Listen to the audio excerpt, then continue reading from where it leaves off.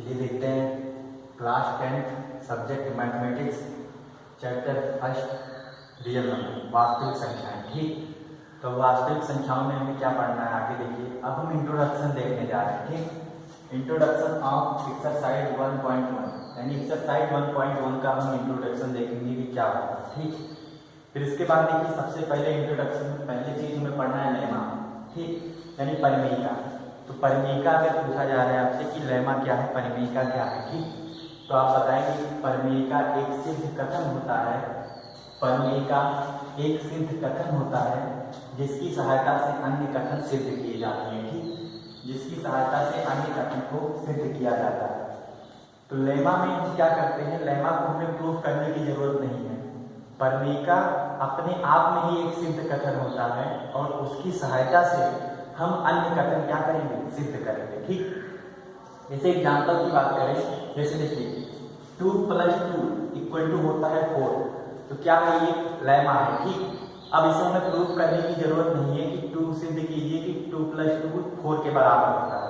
ये अपने आप में प्रूफ है। ठीक, इसे हमें प्रूफ करने की जरूरत नहीं है। तो ये क्या है, लेमा है, परिमेयिका है। ठीक, जैसे अगला एग्जाम्पल मान लेते हैं 4 - 2 = 2।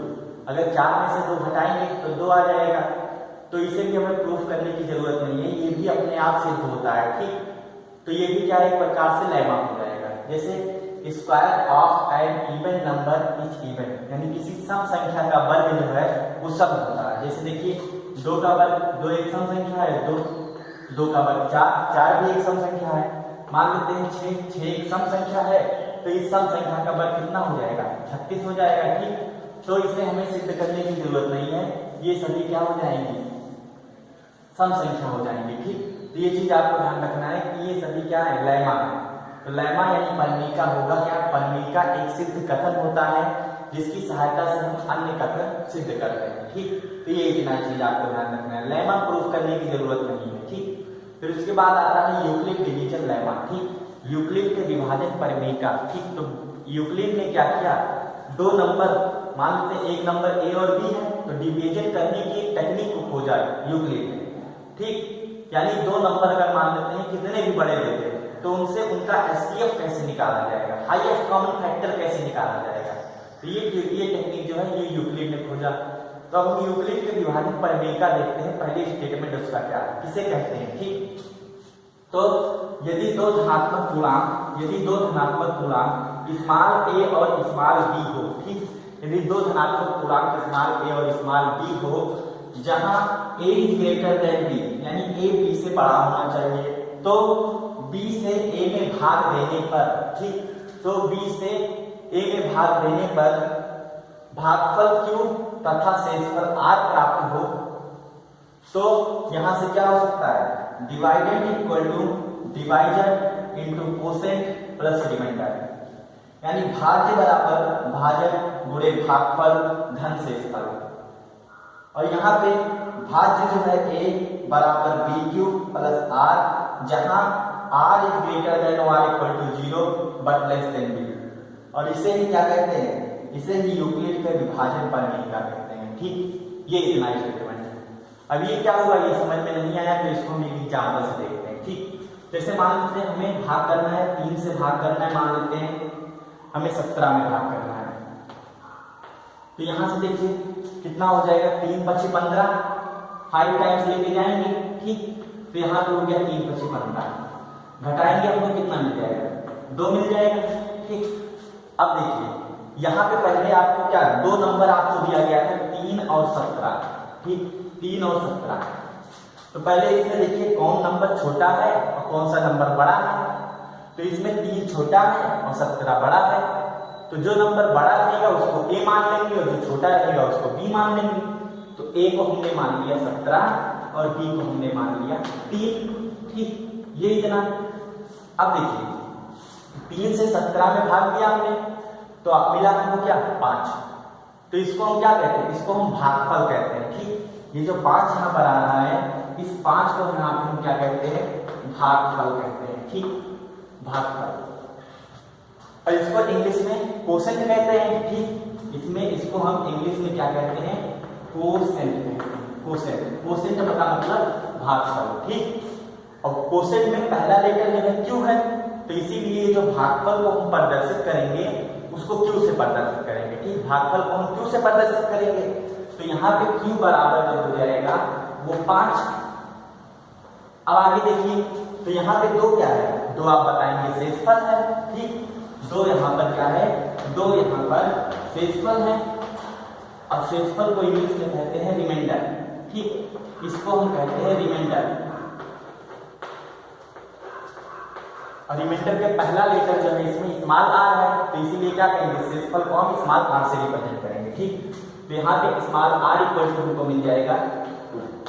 स्मॉल आर इक्वल टू क्या मिल जाएगा 2। तो यहाँ से देखिए क्या मिल गया हमको, ए इक्वल टू मिल गया, बी इक्वल टू मिल गया, क्यू मिल गया और फिर स्मॉल आर मिल गया। ठीक, तो ये चीज आपको इतना ध्यान रखना है।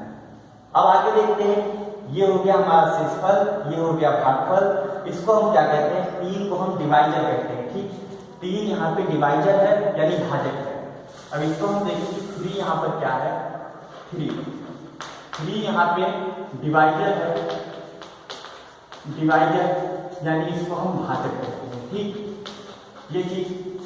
और फिर यहाँ पर 17 क्या है, यहाँ पे हम इसको डिवाइडेड कहते हैं, डिवाइडेड यानी इसको हम कहेंगे भाज्य। तो ये इतना चीज आपको ध्यान रखना है कि कौन सा चीज क्या है। ठीक, ये चीज। तो अगर इसे 17 की वैल्यू निकालनी है, ठीक, अगर इस 17 की वैल्यू निकालनी है तो कैसे निकालेंगे, तो देखिए 17 बराबर इस तरीके से लिखा जा सकता है 3 × 5 प्लस 2। ठीक, अगर हमें 17 इस 17 की वैल्यू निकालनी है तो इसको इसका मल्टीप्लाई कर देंगे।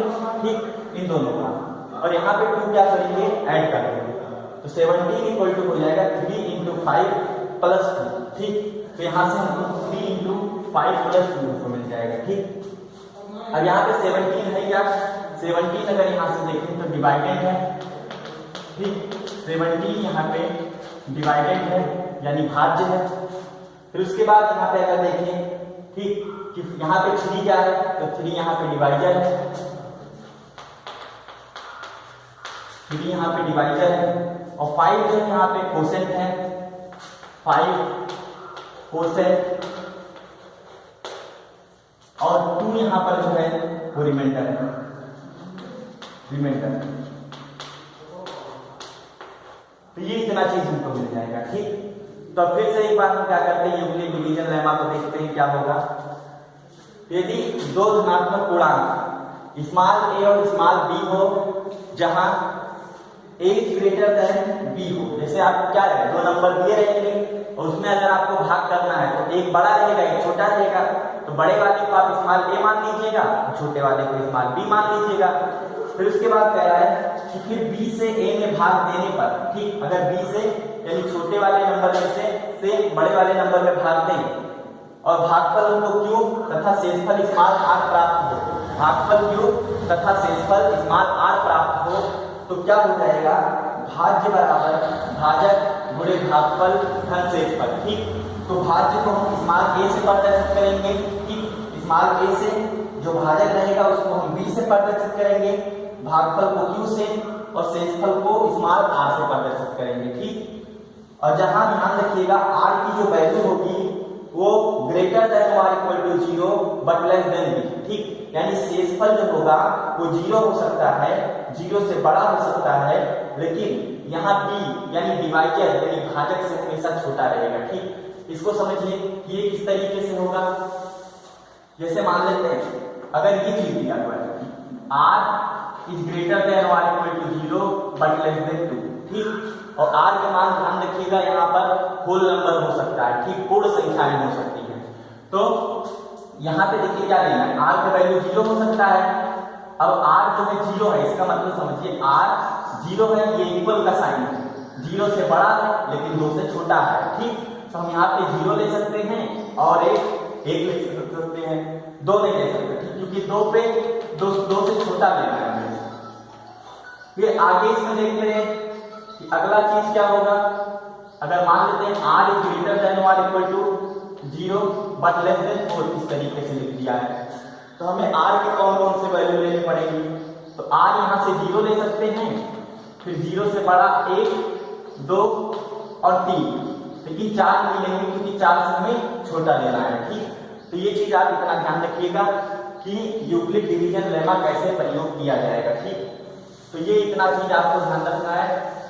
अब आगे इसमें एक और एग्जांपल हम कंसीडर करते हैं। देखिए जैसे मान लेते हैं, अब यहाँ पे r की कंडीशन ध्यान रखना है, r ग्रेटर देन और equal to 0 but less than b। ठीक, यहाँ पे जो शेषफल के मान है, स्मॉल r के जो मान है वो 0 हो सकता है, 0 से बड़ा हो सकता है, लेकिन डिवाइडेड यानी b से हमेशा छोटा होना चाहिए। अब देखिए इसको आप कैसे समझ सकते हैं, जैसे मान लेते हैं 4 से हम भाग कर रहे हैं। ठीक, मान लेते हैं 4 से 12 में हम भाग कर रहे हैं यहाँ पे, तो यहाँ ये 3 टाइम्स ले जाएंगे। ठीक, और यहाँ पे हमको रिमाइंडर यानी शेषफल 0 मिलेगा। फिर उसके बाद और बढ़ाते हैं। ठीक, हम 4 से 13 में डिवाइड करते हैं, तो ये 3 टाइम्स लेके जाएंगे, यहाँ पे 12 मिलेगा और रिमाइंडर हमको यानी शेषफल हमको फिर 1 मिल जाएगा। फिर हम बढ़ाते हैं, फिर 4 से हम 14 में डिवाइड करते हैं। ठीक, तो ये 3 टाइम्स ले जाएंगे, तो 4 3 हो जाएगा 12, फिर घटाएंगे तो शेषफल हमको 2 मिल जाएगा। फिर हम क्या करते हैं, बढ़ाते हैं इसको। ठीक, नंबर फिर बढ़ाते हैं, 4 से हम 15 में भाग करते हैं, तो 4 3 हो जाएगा 12, घटाने में शेषफल आ जाएगा 3। अब की बात 4 से 16 में भाग करते हैं। ठीक, तो देखिए 4 से 16 में भाग कर रहे हैं, तो 4 4 16 आ जाएगा शेषफल 0। ठीक, तो यहाँ पर क्या देखा आपने कि जब यहाँ पे b का वैल्यू कितना है, b बराबर है 4। ठीक, b बराबर 4 है और स्मॉल r 0 है, मतलब स्मॉल r का मान इससे छोटा है। ठीक, फिर यहाँ पे स्मॉल r का मान 1 है और b का मान 4 है। यहाँ पर भी शेषफल जो है इससे छोटा है। यहाँ पे स्मॉल r का मान 2 है और b का मान 4 है। ठीक, यहाँ पर भी शेषफल जो है वो भाजक से छोटा है। फिर यहाँ पे स्मॉल r का मान 3 है और b का मान 4 है, यहाँ पर भी छोटा है। फिर उसके बाद अगला चीज देखिए, तो स्मॉल r का मान यहाँ पर 0 है और b का मान यहाँ पर 4 है। तो इसका मतलब शेषफल हमेशा जो है वो भाजक से छोटा ही रहेगा। ठीक, यानी स्मॉल r का वैल्यू जो है वो हमेशा b से छोटा ही रहेगा, ये चीज ध्यान रखिएगा। ठीक, तो इसे क्या कहेंगे हम, यूक्लिड डिवीजन लेमा कहेंगे। ठीक, ये चीज आपको ध्यान रखना है। अब इसमें आगे पूरा अगर इसका मतलब समझ में आ गया होगा कि यूक्लिड डिवीजन लेमा क्या है, कि अगर दो धनात्मक पूर्णांक a और b हो। ठीक, यहाँ पे आपका पॉजिटिव इंटीजर दिया रहेगा, उसमें एक नंबर छोटा दूसरा नंबर बड़ा रहेगा। जो नंबर छोटा है उसको b मान लीजिएगा, जो नंबर बड़ा है उसको a मान लीजिएगा। b से a में भाग देने पे आपको भागफल मिलेगा, भागफल q मिलेगा और शेषफल स्मॉल r मिलेगा। तो जैसे बताया गया था, इस 17 की वैल्यू निकालनी है तो क्या करेंगे, 3 गुणे 5 प्लस 2 इस तरीके से करेंगे।